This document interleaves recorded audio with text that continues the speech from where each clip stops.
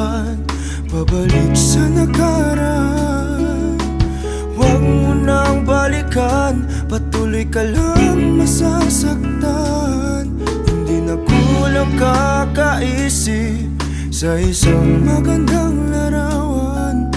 Paulit-ulit na binabanggit ang pangalang nakasanayan. Tayo ay pinagtagpo